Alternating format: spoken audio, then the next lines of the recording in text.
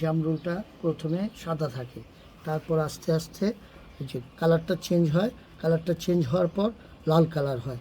এই জামরুলটা অনেক মিষ্টি এবং সুস্বাদু। এই জামরুলটা যখন আপনারা পারবেন তখন ধুয়ে মুখে দিবেন। মুখে দিলে এটার মধ্যে অনেক রস থাকে এবং জামরুলটা খেয়ে অনেক মজা পাবেন। এটা কমলা, এই যে দেখেন কত ছোট গাছে, দেখেন কমলা, দেখেন দেখছেন কমলা, এই যে আম, এই দেখেন এই আমটা দেখেন। হ্যাঁ, এই আমটা মিষ্টি এবং সুস্বাদু।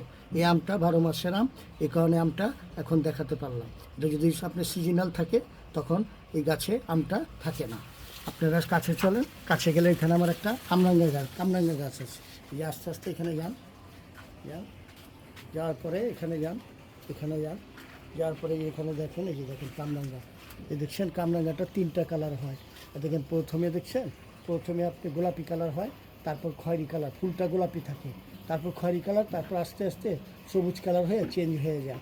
আর দেখেন না কামরাঙ্গা দেওয়া ভরা, এই যে দেখেন কামরাঙ্গা, এই যে দেখেন কামরাঙ্গা, প্রচুর এই গাছে কামরাঙ্গা আছে এবং এই কামরাঙ্গাগুলো অনেক মিষ্টি এবং সুস্বাদু। এই কামরাঙ্গাগুলো যখন বড় হবে আস্তে আস্তে সবুজ হয়ে যাবে।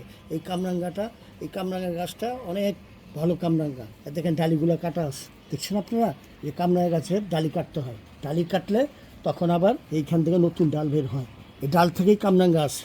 আপনি যদি ডালি না কাটবেন ফল হওয়ার পরে তখন কিন্তু কামরাঙ্গা আসবে না এবং ফুল আসবে না, যার ফলে আপনাদের ডালি কাটতে হবে। ডালি কাটলে আবার নতুন এক ডাল থেকে এইভাবে কামরাঙ্গাগুলো বের হয়ে যায়।